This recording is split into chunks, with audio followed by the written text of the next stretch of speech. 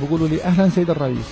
اللي وراي بيجي يعبوا بنزين، بصير بيمسكوا التلفونات وبينزلوا يصوروا فيي. يعني طولوا بالكم، مش هو فيش فايده. يعني كل محطات البنزين بس افوت عندهم تقول فات عندهم كنز او لاقيين ذبيحه. يعني انا بروح كثير مثلا عند مولات، عند كذا، يعني كطبيعه عملي تاكسي وكذا.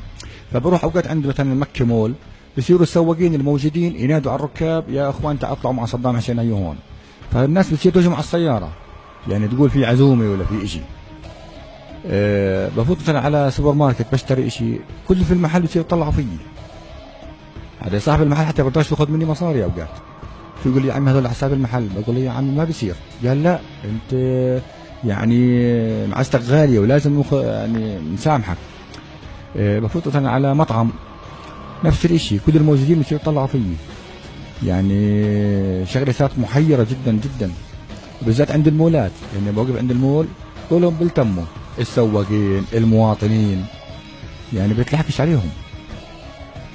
يعني طلع معي واحد يمني قبل فتره، فبتطلع فيي بدير وجهه، بتطلع بدير وجهه. بقول له عيني ايش بيك؟ المشكله انا اوقات بخربط بصير احكي بالعراقي. فهو بيقول لي إيه انت صدام حسين؟ بقول له لا مو صدام حسين. بيقول لي لا انت صدام حسين. الا بقول لي يا عمي تعال عنا على اليمن واحنا جاهزين، ايش بدك احنا جاهزين. بقول له يا عمي انا مو صدام حسين، انا واحد ثاني. هو مش مقتنع. يعني قعدت افاوض فيه حوالي نص ساعه وهو مش مقتنع. طب يا عمي خلاص انزل من التاكسي وما بدنا منك شيء. قال لا انت صدام حسين ولازم تيجي عنا على اليمن. قلت يا عمي يعني اليمن هذه ما بقدر لا اجي على اليمن ولا على غيرها، انا هنا بعمان مرتاح 24 قرار. والله انا اخذت طلعت معي وحده مره من الدوار الرابع باتجاه الخامس، فلسه يا دوب مشينا بجوز حوالي 10 متر. اللي بتقول لي معلش انزل. بقول لها يا اختي فيكي شيء مالك شيء؟ لا بتقول لا لا لا لا انا مش عارف انا صدام حسين انت مش هو. فتحت الباب ونزلت. بقول لها يا عمي استني شوي. ضلت فاتحه الباب وماشيه بتطلع فيي. انا بقول لها مش عارف شو مالها، يعني جنت مش عارف شو مالها. المهم بقيت ماشي. مرة ثانية طلع معي واحد فتح الباب بتطلع فيي، بطل يحكي صار بالإشارة. فبقول له وين بدك؟ من هون من هون من هون وأنا ماشي.